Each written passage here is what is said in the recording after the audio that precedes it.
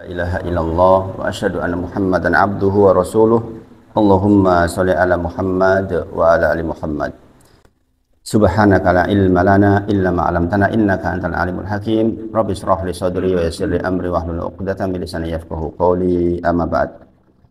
Kita bersyukur Bapak-bapak sedaya atas nikmat yang Allah titipkan kepada kita. Sebagaimana biasa saya mengingatkan bahwa setiap nikmat itu adalah titipan dari Allah yang harus kita pertanggungjawabkan di sisi Allah.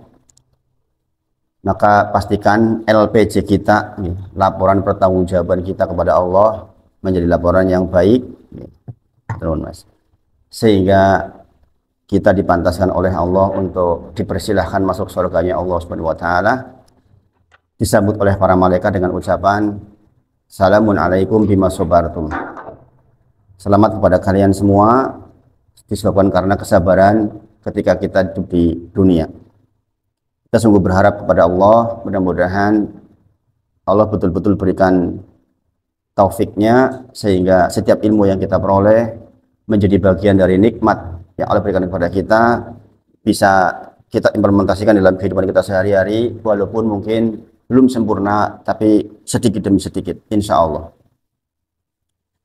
Yang berikutnya tentu saja salawat dan salam kita sampaikan pada junjungan kita Nabi Agung Muhammad Sallallahu Alaihi Wasallam. Kita sungguh berharap termasuknya dimudahkan oleh Allah untuk mengikuti seluruh sunnah-sunnahnya, sehingga kita insya Allah termasuk yang akan bertemu dengan beliau Sallallahu Alaihi Wasallam di Al-Kautsar. Beliau menunggu kita di telaganya, dan kita harus ingat bahwa yang ditemui oleh beliau Shallallahu Alaihi Wasallam adalah orang-orang yang tidak mengubah agama Nabi Muhammad Shallallahu Alaihi Wasallam sepeninggal beliau.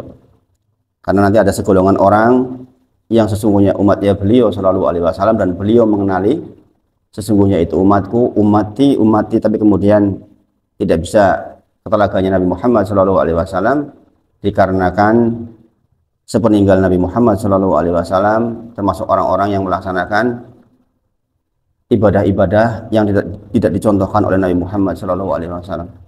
Itulah yang sering kita kenal dengan istilah bid'ah. Mudah-mudahan kita terlindung dari yang sedemikian. Terakhir kita membahas tentang fikih sholat berjamaah, yaitu sholat Jumat. Insya Allah sudah cukup banyak yang kita bahas. Kalau tidak keliru, kemarin sudah sampai kepada bagaimana hukum kalau tidak mendengar khutbah. Datang terlambat atau datang tapi tidak mendengar khutbahnya. Nah, ini tolong diingat-ingat ya, bahwa mendengarkan khutbah Jumat itu masuk wajib hukumnya. Wajib hukumnya. Bahkan kita sama-sama tahu bahwa ketika ada orang mengingatkan kanan kirinya untuk tidak berisik saja sudah dikatakan faqad laghot, perbuatan yang sia-sia, yang menurut Imam Nawawi itu berarti tidak mendapatkan pahala di rangkaian sholat Jumatnya. Waalaikumsalam warahmatullahi wabarakatuh. Jadi kita harus ingat betul satu hadis, idza qultu li sahibika ansit wal imamu yakhtub maka faqad lahun. Jikalau engkau mengatakan kepada tetanggamu mengatakan ansit, diam, karena sedang khutbah Jumat, itu saja sudah dikatakan kesia-siaan. Kesia-siaan menurut Imam Nawawi adalah tidak mendapatkan pahala Jumat, hanya gugur saja Jumatannya, tapi tidak dapat pahala Jumat. Kalau yang hanya mengatakan ansit, diam saja, tidak dapat pahalanya, apalagi yang ngobrol, tentu saja lebih-lebih lagi tidak mendapat pahalanya. Kemudian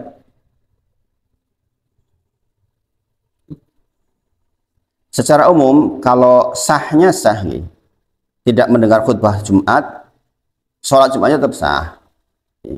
Tapi sekali lagi tidak mendapatkan rangkaian pahala sholat Jumat secara umum, meskipun ini berbeda pendapat. Ada yang mengatakan bahwa tetap dapat pahala sholatnya, tetap dapat, karena di partisi masing-masing khutbahnya dapat, sholatnya dapat. Tapi secara umum pendapat yang lebih sahih insya Allah dia gugur kewajibannya, tapi lahot, tidak mendapatkan pahalanya karena sia-sia. Ini gimana? Itu berarti tidak sempurna, tidak sempurna. Mudah-mudahan masih dapat pahalanya, pahala sholat Jumatnya, mudah-mudahan. Makanya memang menyiapkan waktu dan kesehatan di hari Jumat itu memang penting banget. Kemudian kita juga sudah bahas kemarin ketika datang dalam kondisi sudah adzan, maka yang dilakukan adalah langsung sholat 2 rakaat. Ini kekhususan untuk sholat Jumat, bukan menunggu adzan kemudian menjawab adzan, itu keliru. Yang benar langsung sholat 2 rakaat kemudian mendengarkan khutbah. Kenapa? Jumhur ulama mengatakan bahwa menjawab adzan itu hukumnya sunnah, sementara mendengarkan khutbah hukumnya wajib. Hukum wajib mengalahkan hukum sunnah. Makanya jangan begitu datang karena sebuah keadaan, karena macet misalnya, bukan karena malas sih, kemudian ternyata sedang adzan, maka segera sholat 2 rakaat. Dan ini riwayat hadisnya juga sahih. Kemudian apa yang menjadi dalil bahwa tetap sah sholat Jumatnya walaupun tidak mendapatkan khutbah, itu adalah hadis riwayat Abu Hurairah, man adroka rok'atan minas sholati, siapa yang menemukan 1 rakaat di dalam sholatnya, berarti dia menemukan ruku secara sempurna dalam sholatnya, faqad adroka sholat, kata Rasulullah sahih, maka dia adalah orang yang mendapatkan sholat. Jadi kalau jenengan datang sholat Jumat bahkan ternyata cuma dapat 1 rakaat, maka sholatnya sah. Sekali lagi, sholatnya yang sah, tapi rangkaian pahala atas seluruh rangkaian Jumat tidak mendapatkan. Man adroka rok'atan minas sholat, barang siapa yang mendapatkan 1 rakaat di dalam sholat, berarti ini juga berlaku untuk sholat Jumat, kata Rasulullah, faqad adroka sholat, maka dia adalah orang yang mendapatkan sholat. Jadi kalau mendapatkan 1 ruku, maka dianggap mendapatkan 1 rakaat dan dianggap mendapatkan sholat. Tapi kalau datang sudah ruku yang kedua naik, maka orang ini sudah tidak dapat sholat Jumat. Berarti apa yang dilakukan? Segera setelah salam melaksanakan sholat 4 rakaat. Iya, sholat 4 rakaat. Sholat menggantikan sholat Jumat. Iya.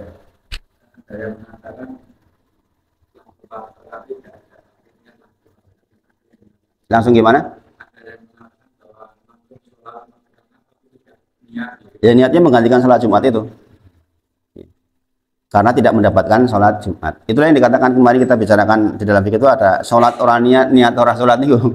Jadi 4 rakaat ning dudu duhur, Jumat ning petang rakaat. itu kasusnya seperti itu. Jadi itu solusinya seperti itu memang.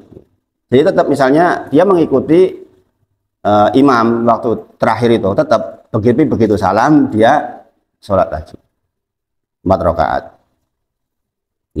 Jadi ini berdasarkan hadis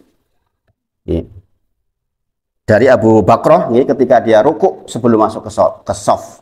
Ini masih ingat tentang kisahnya Abu Bakrah yang dia datang kemudian dia rukuk karena dia ngejar ruku tapi belum masuk sof.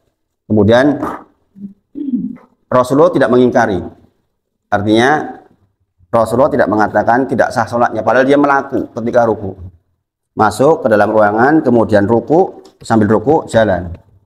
Yang diingkari oleh Rasulullah SAW adalah lari-larinya gedebegannya itu loh, bahwa menjelang sampai ke sof. Kata Rasulullah ketika selesai, siapa tadi yang tergesa-gesa menuju sholat? Abu Bakar mengatakan, saya ya Rasulullah. Maka kata Rasulullah, didoakan, zadakallahu hirson wala ta'ud. Semoga Allah menambah semangatmu, hirson. Zadakallahu hirson. Semoga Allah tambah semangat ibadahmu, wahai Abu Bakar. Kemudian wala ta'ud, jangan diulang ya. Rasulullah tidak mengatakan sholatnya diulang ya, enggak. Ini menjadi dalil bahwa orang yang mendapatkan rukuk secara sempurna, maka dia mendapatkan 1 rakaat. Bahayanya kalau tidak paham ini, nanti bisa nambah rakaat kalau kita keliru. Nah, ini yang harus dipahami. Semoga Allah memberikan terus semangat kepadamu. Namun seperti itu jangan diulangi, kata Rasulullah SAW. Jadi Abu Bakrah rukuknya sebelum masuk shaf. Kemudian hadis lain, ini terkait dengan masalah bahwa kalau dapat sholat Jumatnya tetap dapat pahala sholatnya, maksudnya ini dalilnya. Ini adalah pertanyaannya, bagaimana kita datang tidak dapat khutbah? Pertanyaannya kan itu, bagaimana statusnya? Dikatakan dalam hadis lain sahih, idza ji'tum ila sholati wa nahnu sujudun, jikalau panjenengan datang ke sholat sementara kami Nabi Muhammad dan para sahabatnya sedang sujud, maka fasjudu, maka takbiratul ihram dan fasjudu, ikutilah sujud, kata Rasulullah. Wala ta'uduha syai'an, tetapi dia tidak mendapatkan apa-apa. Paham maksudnya enggak? Berarti dia tidak dapat rakaat, maksudnya ya sujud. Dapat rakaat jika dapat rukuk sempurna. Yang ini dikatakan, jikalau engkau datang kepada kami sementara kami sedang sholat dalam kondisi sujud, maka takbiratul ihram, ikutlah sujud. Tapi ingat yo, kamu nggak dapat apa-apa yo, maksudnya nggak dapat rakaat itu maksudnya. Paham ya? Paham ya. Waman adroka rakaatan waqad adroka sholat. Ini menunjukkan bahwa kalau sholat Jumat kok entuk mungsak rakaat, ya tetap tinggal nambah 1 rakaat. Paham ya bedanya ya? Kalau tadi kan kalau udah sujud berarti dia nambah, begitu salam nambah 4, ya toh. Tapi kalau dia dapat rukuk secara sempurna sebagaimana Abu Bakrah tadi, maka dia nambah lagi 1, jadi 2 rakaat. Ya, paham ya? Paham. Nah, ini terkait dengan hukum tidak mendengar khutbah, berarti ada 2 pendapat di sini. Saya lebih cenderung yang mengatakan Imam Nawawi. Kenapa?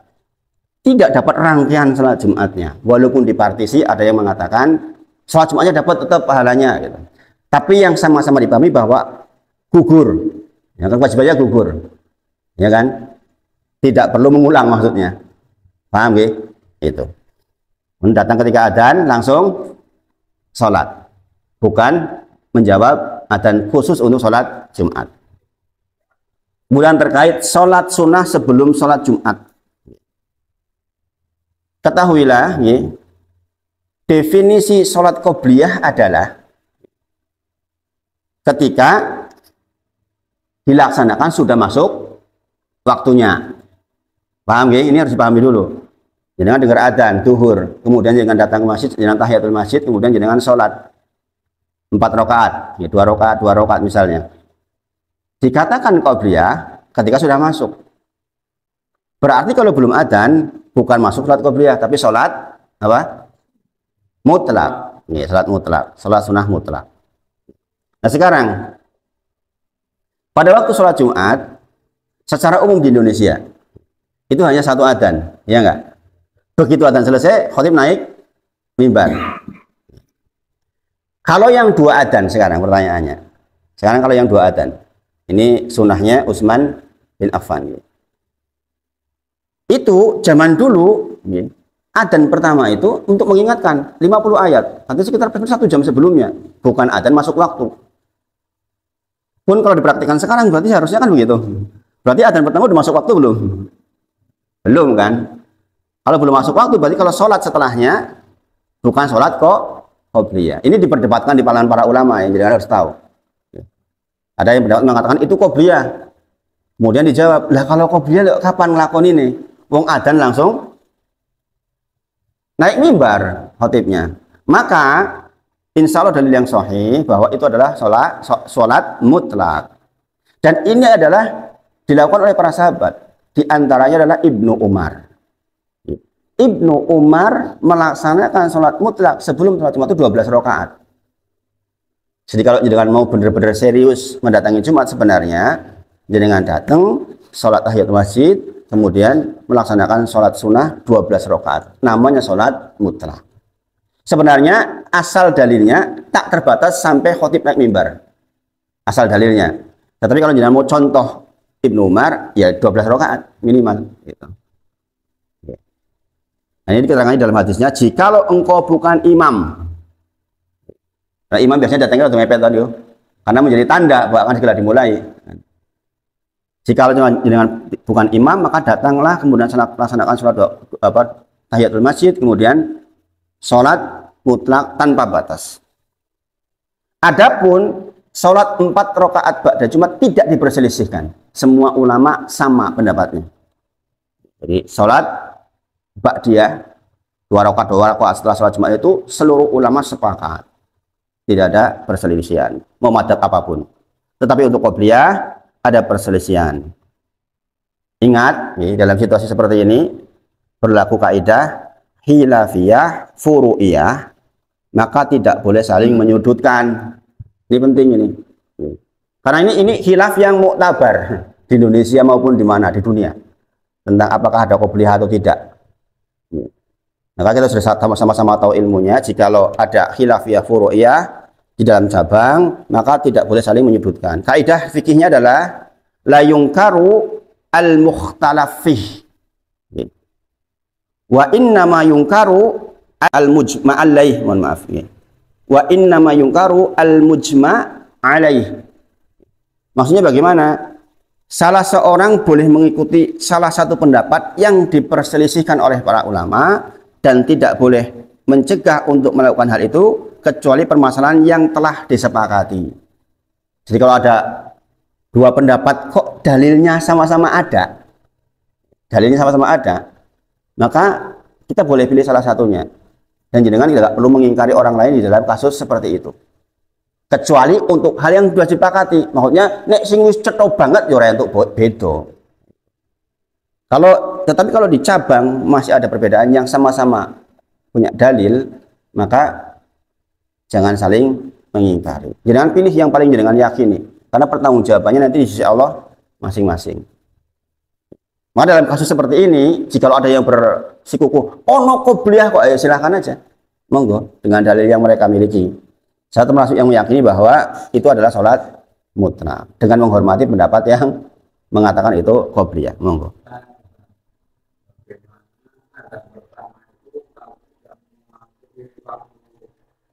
Ya, ini masalahnya seperti itu apa tidak prakteknya saya nggak tahu. Saya ngimam di tempat seperti itu adanya belum masuk waktu. Sudah masuk.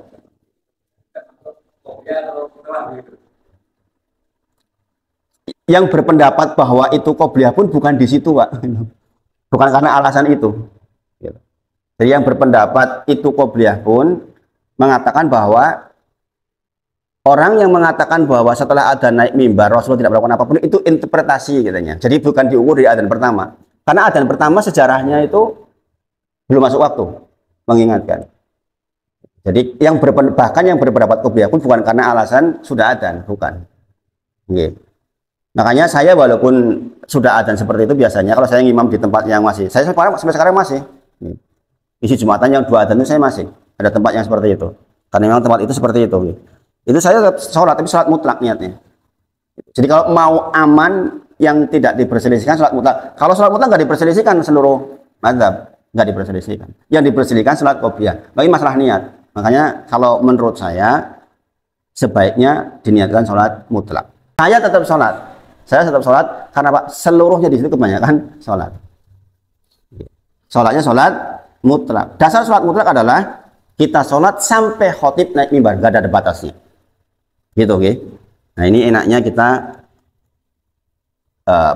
melaksanakan ibadah dengan pengetahuan dalil yang baik. Ya. Kemudian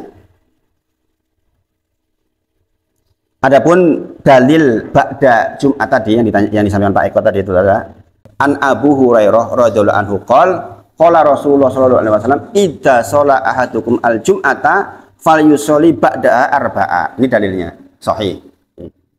Jadi ini sepakat para ulama. Dari Abu Hurairah menyampaikan Nabi Muhammad SAW bersabda, "Idza shala ahadukum al-jum'ata falyusolli ba'daha arba'a." Itu Rasulullah.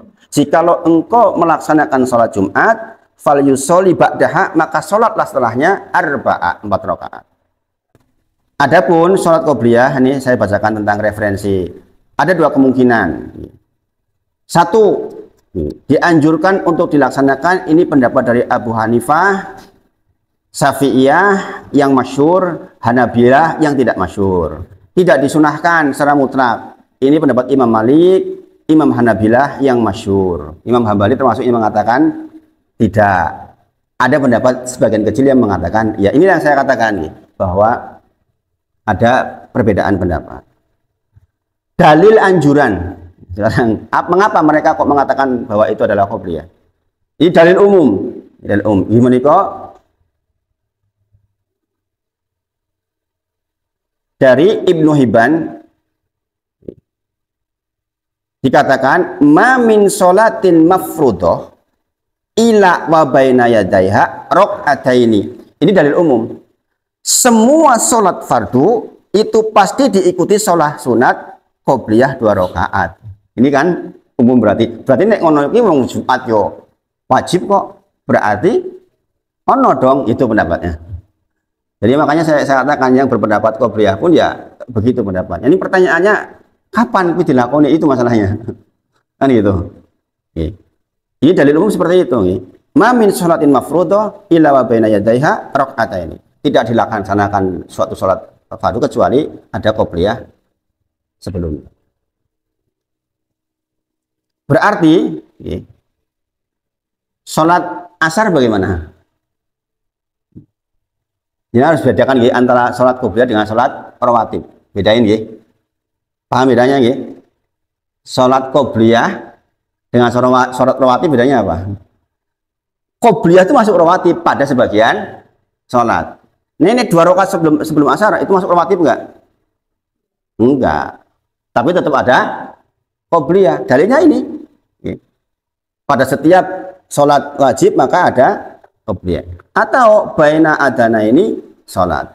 Di antara 2 adzan ada sholat. Nah ini kan dalil umum. Ini dalil umum. Itulah saya katakan perselisihan seperti ini itu kita nggak boleh saling mengingkari. Kenapa? Dalil juga hadir seperti itu. Cuma sekali lagi bagi yang berpendapat tidak, pertanyaannya yaitu tadi kapan melaksanakannya. Kalau adzan langsung khatib naik mimbar. Jadi silakan dengan mau meyakini yang mana. Kemudian hadis dari Abu Hurairah radhiyallahu anhu ketika Sulaik al-Ghatafani datang ke masjid sedangkan Rasulullah dalam kondisi sudah berkhutbah. Kemudian Sulaik langsung duduk. Maka kemudian Rasulullah mengatakan, ditanya oleh Rasulullah.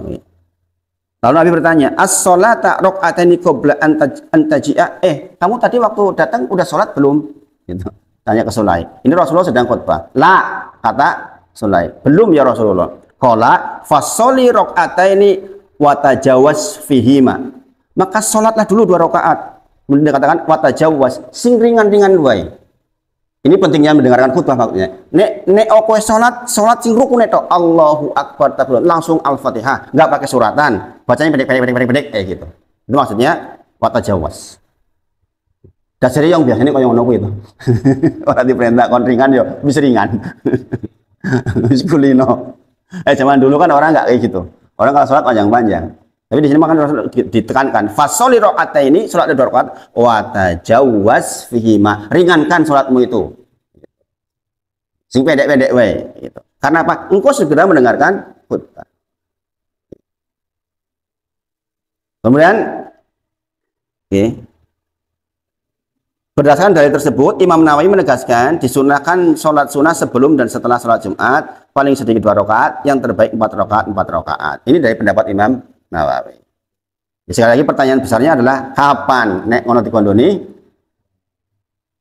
qobliyah. Nah ini saya kira tidak perlu soal kita hanya untuk pengetahuan saja. Jadi dengan silahkan meyakini yang mana. Ini hukumnya sunnah. Ingat di antara setan menjerumuskan manusia itu orang ribut di bagian sunnah, tetapi yang wajib justru ketinggalan. Ini langkah ke-6 setan kemarin kita sudah pelajari ketika kita belajar min husni islamin mar'i tarkuhu mala yakni, di antara keelokan dan keindahan Islam seseorang maka dia meninggalkan yang tidak bermanfaat buahnya. Maka kita mempelajari tentang apa yang dikatakan oleh Ibnul Qayyim rahimahullah taala ketika menyebutkan 6 langkah setan menjerumuskan manusia. Yang pertama apa, masih ingat enggak? Dijerumuskan dalam masalah syirik. Dalilnya adalah Al-An'am 88, nggih. Kemudian beberapa ayat yang lain. Kemudian yang kedua, kalau nggak bisa suruh syirik, ini proyek terbesarnya nggak bisa nih. Kalau syirik kan hilang kabeh. Kemudian maka disuruh bid'ah. Kenapa bid'ah duluan, bukan dosa besar duluan? Karena bid'ah itu orang merasa baik, merasa bahwa ini adalah ajaran yang benar, dia melakukan dengan keyakinan. Kalau dosa besar orang tahu zina itu dia salah, diingatkan iya aku salah tenan, aku salah. Untuk kembali mudah. Tapi kalau untuk bid'ah ini memang berat. Kemudian kalau nggak bisa dosa besar, maka as-saghair, dosa kecil. Yang kelima, ini tadi yang terkait dengan hadis min husni islamin mar'i tarkuhu ma la ya'ni, yaitu agar kita sibuk dengan hal yang tidak bermanfaat. Yang keenam, nek kuwi ora iso, sing penting kowe sibuk sing sunah wae, sing wajib nek iso dikerike. Itu. Jadi setan itu begitu prosesnya. Subhanallah. Nah, pendapat yang menyangkal bahwa itu bukan qobliyah. Tidak benar jika dalil di atas semua tadi yang disebutkan untuk sunnah rawatib sebelum Jumat. Karena Nabi Sallallahu Alaihi Wasallam tidak pernah punya kesempatan melakukannya. Kebiasaan Nabi adalah, ini yang menyangka. Kalau jenengan memilih untuk ini adalah sholat mutlak, keluar dari rumah, lalu langsung naik mimbar, khutbah di mimbar, turun dari mimbar, melaksanakan sholat Jumat. Itu kapan sholat qobliyah itu? Oke. Saya termasuk yang memiliki pendapat ini karena lebih bisa diterima sama keadaan itu dengan menghormati pendapat yang tadi. Jika ada yang menyatakan adanya sholat sunnah rawatib sebelum Jumat, maka kami katakan kapan waktu melakukan sholat tersebut di masa Nabi Muhammad SAW? Itu pertanyaannya. Jika setelah adzan tidak ada dalil pendukungnya. Kalau katakanlah setelah adzan, oh Rasulullah sebenarnya nggak langsung khutbah kok sholat 2 rakaat misalnya, kan harus ada dalil. Ini dalil tentang itu. Karena dikatakan qobliyah ketika sudah adzan, itu maksudnya. Orang yang mengatakan, loh itu kan interpretasi saja bahwa Rasulullah langsung mimbar, kan interpretasimu gitu. Dan makanya kembali ke dalil itu. Kembali ke dalil. Jika dilaksanakan sebelum adzan, maka bukan rawatib, tapi sholat mutlak sebagaimana kita pahami. Ibnu Hajar rahimahullah ta'ala berpendapat, adapun sholat sunnah rawatib sebelum Jumat tidak ada hadis sahih yang mendukungnya. Gitu ya. Kemudian kemarin dibahas belum? Apakah imam dan khotib boleh beda orang? Udah dibahas belum? Sudah. Ya, sudah. Jawabannya adalah boleh. Ya. Nah baik, sekarang kita masuk ke fikih sholat berjamaah secara umum. Ya. Fikih sholat berjamaah secara umum.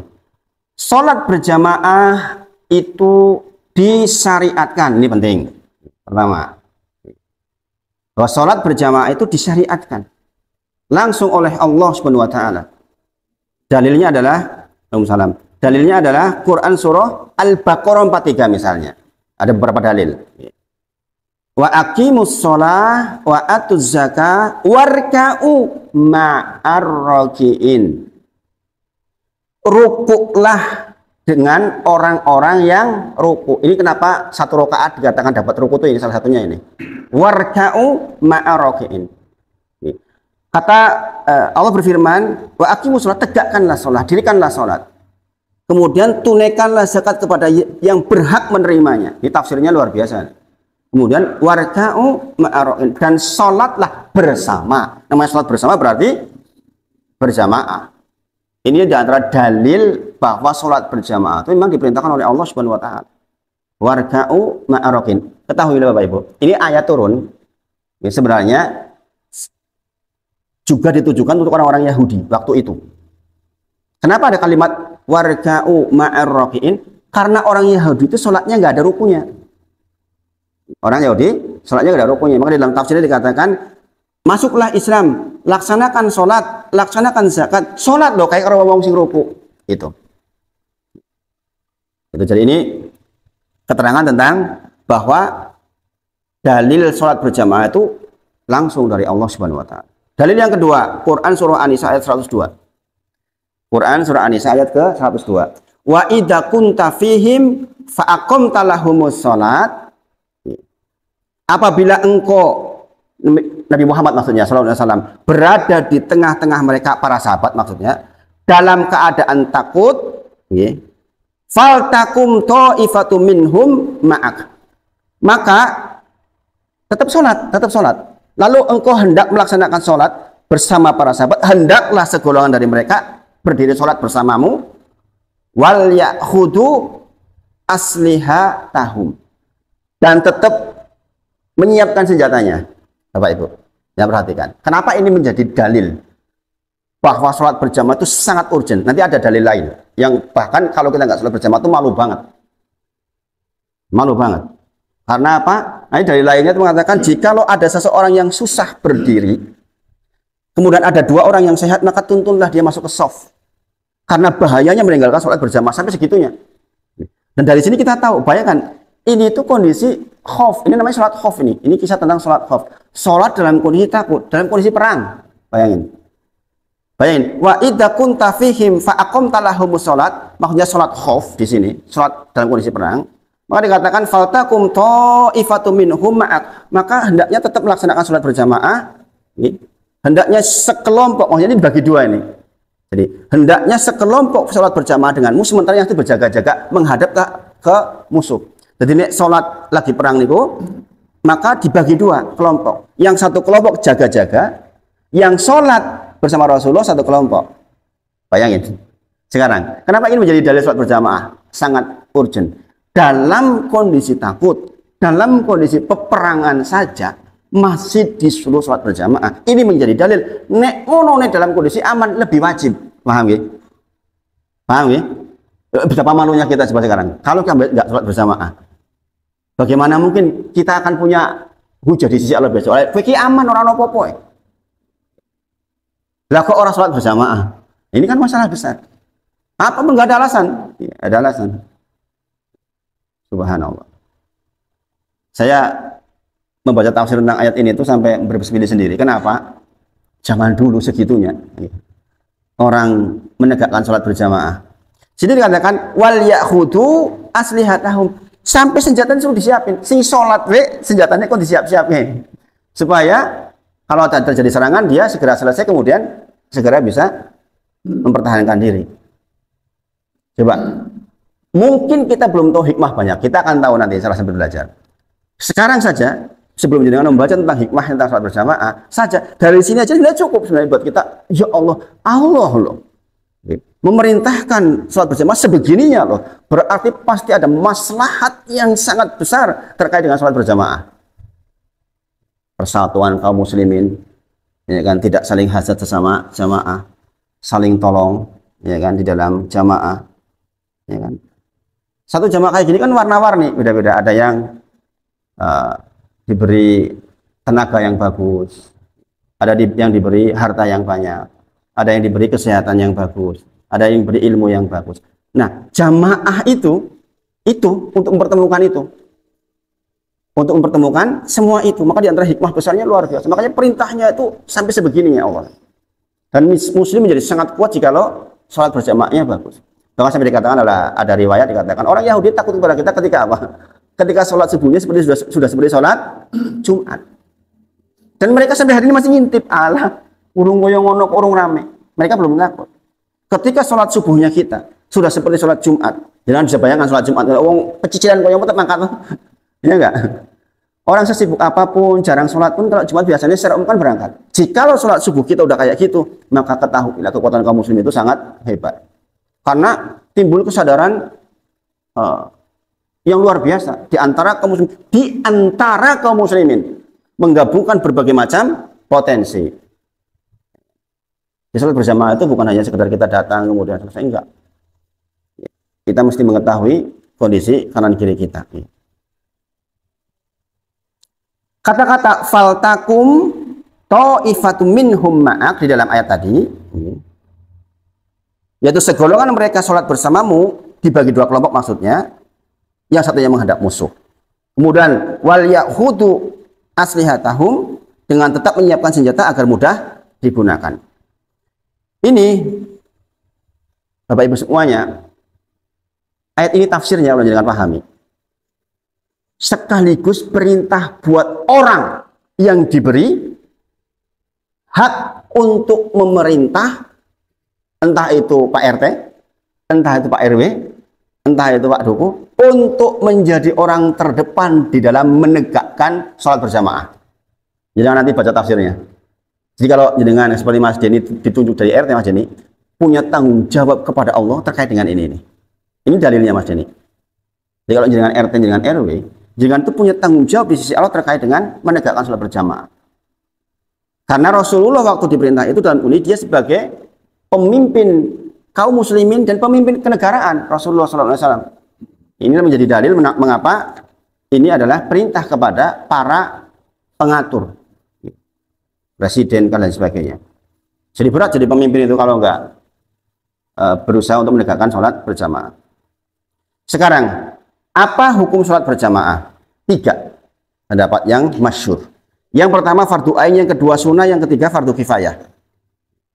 Fardu ain berarti fardu kepada masing-masing orang, setiap kita wajib. Ini bicara bapak-bapak ibu Eko. Ibu-ibu nanti ada aturan tersendiri. Ini bicara tentang umum dulu. Bahwa ada yang pendapat fardu ain, berarti nek fardu ain nek orang mangkat yo dosa. Fardu ain. Kemudian ada yang mengatakan sunnah muakkadah. Sunnah yang sangat ditekan. Kemudian ada yang mengatakan fardu kifayah. Artinya kalau dalam sebuah tempat enggak ada belas yang melaksanakan sholat, ora ono adane belas, dosa kabeh sak masyarakat. Fardu kifayah. Tapi kalau ada yang melaksanakan sing liyane sholat rumah ora dosa. Enggak dosa. Nah, sekarang yang saya ambil di sini referensinya dari seluruh madhab, tapi khusus untuk awal ini saya tekankan dari madhab Syafi'i dulu. Di madhab Syafi'i pendapat yang mu'tamad, ada banyak pendapat. Di madhab Syafi'i itu ada banyak pendapat. Ada yang fardu ain, ada yang fardu kifayah, ada yang sunnah. Di hampir semua madhab seperti itu. Tapi yang mu'tamad ternyata disetujui menjadi pendapat resminya madhab Syafi'i adalah fardu kifayah. Fardu kifayah. Nanti ada yang mengatakan fardu ain. Jangan kaget nih, bahwa di madhab lain ada yang mengatakan fardu ain. Fardu kifayah berarti nek orang not belasnya tadi. Berarti dosa kabeh sak masyarakat. Makanya jaga nih wong soleh itu penting. Apa bisa terjadi? Bisa terjadi. Jangan bayangkan, jangan di Jogja, di kampung atau di Jogja mungkin di daerah Gunung Kidul. Di tempat saya Cilacap itu bisa jadi asar itu nggak tegak. Kenapa? Lah mau mulai jam 5 kabeh saka sawah. Jadi dulu tuh nggak ada orang adzan kok jam 3 gitu, jam 3 lewat seperempat misalnya, itu nggak ada tempat saya dulu nggak ada. Adzan itu setengah 5 kuwi nek ana sing adzan. Ya, itu bayangin. Padahal kalau menurut mazhab Syafi'i yang diyakini oleh kebanyakan masyarakat Indonesia fardu kifayah. Kalau nggak ada yang tegak belas, dosa kabeh seluruh masyarakat. Yang paling berdosa salah satunya pemimpinnya, Mas. Makanya menjadi pemimpin itu berat. Makanya pahalanya juga besar. Pemimpin yang adil itu termasuk jaminan surga. Adapun di mazhab Hambali itu dikatakan fardu ain. Kemudian jumhur itu adalah fardu kifayah atau sunnah muakkadah. Yang diyakini secara umum itu adalah sunnah muakkadah dan fardu kifayah. Sekarang kita lihat apa dalil yang mendukung pendapat-pendapat itu. Ya kan, supaya kita belajarnya luas. Pendapat yang mengatakan wajib, ini pendapat yang mengatakan wajib, berarti wajib ain maksudnya, fardu ain, bukan fardu kifayah, berarti setiap kita berangkat. Adalah sabda Nabi Muhammad SAW, muttafaqun alaih, dalilnya sangat kuat berarti, man sami'an nida'a falam ya'ti, barang siapa yang mendengar suara adzan wala ya'ti, kemudian tidak mendatanginya, fala sholatalahu illa min udrin, maka bagi dia nggak ada sholat illa min udrin, kecuali ada udur. Ibu apa sih tanya, apa itu udrin? Rasa takut karena ada peperangan, karena bakal dibunuh di jalan, atau sakit. Dua itu yang mengatakan wajib dengan dalil barang siapa yang mendengar man sami'a nida'a falam ya'ti, barang siapa yang mendengar panggilan kemudian tidak mendatanginya, fala sholatalahu, maka dianggap tidak sholat illa min udrin. Udrinnya adalah perasaan takut karena ada peperangan, ada karena kejahatan luar biasa, dan sakit. Itu yang dimaafkan. Selainnya nggak dimaafkan berarti. Atau berkembang ini nanti bagi yang fardu kifayah, ono wong tabrakan dengan masjid, wis kejet-kejet, piye hukumnya? Nah ini pentingnya ada pendapat fardu kifayah. Bayangkan kalau pendapatnya harus fardu ain, mungkin kejet-kejet terlalu ditulungi berarti. Berarti ada pemaaf ketika kejadian seperti itu, nulungi wong disi, itu yang lebih tepat. Itulah maksudnya. Makanya saya sering melihat bahwa ini adalah karunia dari Allah. Ada pun yang berpendapat fardu ain membuat kita sangat bersemangat untuk melakukan itu. Kalau nggak ada udzur betul ya jangan. Nih ono udzur tenan, ya ono pemaaf. Bayangkan kalau pendapatnya cuma satu, fardu ain tok. Berarti orang ditulungi. Fardu ain aku orang maka dosa kok. Paham ya maksudnya nggih? Inilah Masya Allah.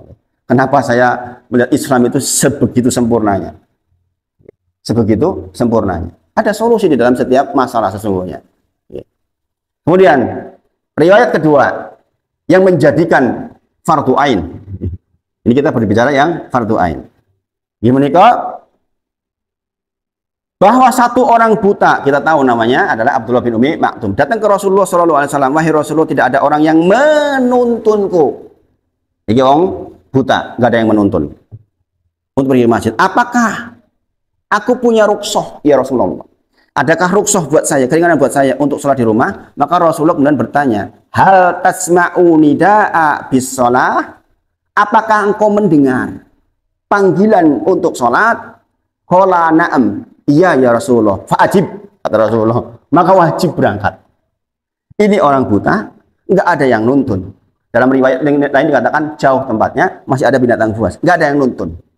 Dengar adzan, dengar ya Rasulullah, fa'ajib.